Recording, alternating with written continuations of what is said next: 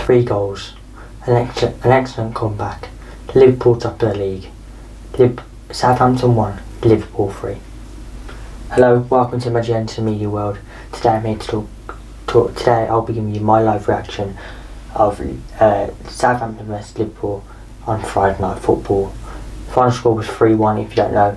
And yeah, going into the game, people were saying that this was Liverpool's toughest test, which I could agree with.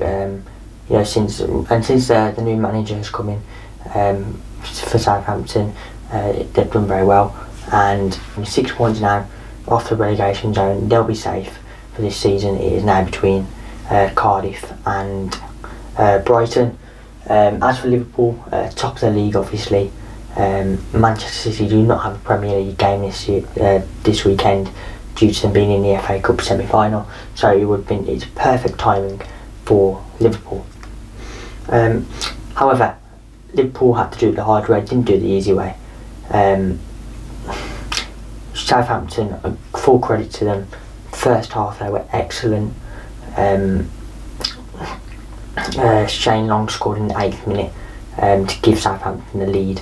To be honest, Southampton just kept the same game plan for the whole 90 minutes, and that was just sit back, get them on the counter attack, find the through balls, and just play and just try and hit them on the counter, and that worked. That worked for the whole 90 minutes. To be honest, they never gave up, even when they're 3-1 down. They were still pressing. They were still creating chances. However, Shane Long broke the deadlock in the 8th minute. Great cross from the right hand side from, I think, Nathan Redmond. I have to say, Liverpool were very poor down the right hand side. A lot of free balls, a lot of space, a lot of space, giving Southampton a lot of space on the right hand side. Although Alexander-Arnold was very good up top for Liverpool, for me he weren't so great in terms of defending, nor with Joel Matip. For the first goal, the gap between Virgil van Dijk and Joel Matip was just too big, all it took was Shane Long to run for the gap and he scored. So for me, Liverpool have to be better down that right hand side. They gave Nathan Redmond too much space. For me, Nathan Redmond wasn't one of the key players, but that was purely because of how much space Liverpool were giving him. And to be honest, for the majority of the first half, Liverpool couldn't match the intensity that Southampton bring into them. As I've said before, their tactic was just to sit back and just hit them on the counter, and Liverpool simply couldn't deal with that. They get Shane Long getting in behind and then getting the balls into the box. That worked very well in the first half. As well, I thought in the first half, Liverpool passing was slow at times. I thought they had to, especially in the first half an hour or so, Liverpool didn't move the ball quick enough, didn't look at finding spaces.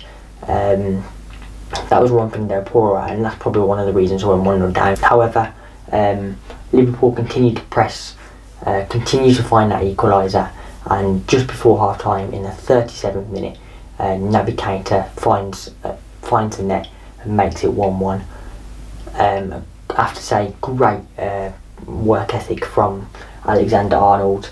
He really fought to get the ball, getting crossed into the boxes, and after that goal, Liverpool continued to do that for the rest of the first half and took it into the second half. So Alexander-Arnold, although he weren't great in defence, in attack he was brilliant. The only question I'd say about the goal is, for me, it was very tight, but for me, Mohamed Salah was offside. It's very, very tight, but his foot was just offside, and if that was VAR, I'm sure that would have ruled it out. However, I did hear something saying that Jamie Carragher said on Sky Sports that he wasn't offside, and the referee said he wouldn't have ruled it out. For me, like I've said, it was offside. Let me know what you think down below. However, Liverpool went into break 1-1, much needed goal, and they just needed to carry on doing what they're doing in the last 7 minutes or so, the first half into the second half, in order to get that win. On into the second half, and Liverpool did do that. They switched the tempo. Southampton carried on, still getting in behind, getting on the counter, having their few chances, but Liverpool were clearly the better side in the second half. In the 57th minute, there was a penalty appeal from Naby Keita, slid in by Yoshida. Well, at first I didn't think it was a penalty, but then you look at the different angles and, you know, he slid in under the ball. You've got to win the ball in that situation. If you don't win the ball, for me, that's a penalty. However, the referee disallowed it, and the game carried on playing throughout the second half, especially into the last half an hour. Liverpool's intensity increased, and Southampton were struggling to get the ball out of their own half for a good 10-15 minutes. You know, they're having corner after corner, crosses after crosses, and Liverpool's intensity really increased, and they just had to keep having to go until they got a goal, kept chipping a goal until they got a goal. Eventually, Mo Salah, out of all people, got the goal. Great counter attack, uses his pace, just runs and runs at the defenders. He had the option to pass to Bobby Firmino, but he didn't need it. It was just purely a great finish. And yeah, that was his 50th goal for Liverpool. So congratulations on getting a 50th goal for Liverpool. And yeah, that goal was very, very vital to Liverpool. That counter attack of Mo Salah, it proves how vital Mo Salah has been. I know at the start of the season he was very quiet, but he's really starting. You know, he's really scoring goals at the moment and doing great. Especially as well, Mo Salah kept running into the box, kept making Liverpool tight at times, but he's working, as you know, he's trying to thread them through balls through. And yeah, that was a massive goal for Liverpool in terms of their title push. And after that, Liverpool just kept going, trying to get a goal, and eventually Alexander-Arnold came off for Jordan Henderson, which I agree for. You know, I've said that before. Alexander-Arnold wasn't at his best today, so Jordan Henderson and James Milner came on, probably to try and get that goal. Since they came on, the whole intensity of the game switched, and eventually Jordan Henderson did get a goal.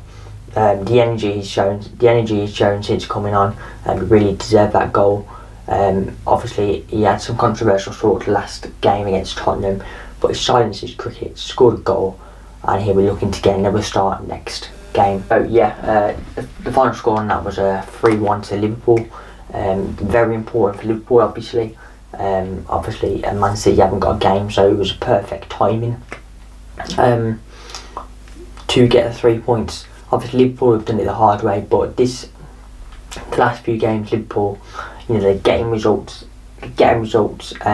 Somehow, you know, did it last week in the last minute against Tottenham. Did it from coming from a goal behind against Southampton. So it shows a sign of a real good side. The question is now, Man City, will they slip up? Not in my opinion. No, they won't.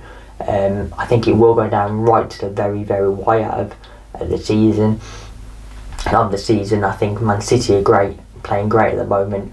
Liverpool, you know, if they can continue to grind out these results like they've done against Southampton, like they've done against Tottenham, then who knows what could happen. To be honest, Jamie Carragher even said, you know, there should be a silver medal, because whoever wins this title, each team, Man City and Liverpool, have both put on a real show for the fans, and you know, whoever wins it thoroughly deserves it.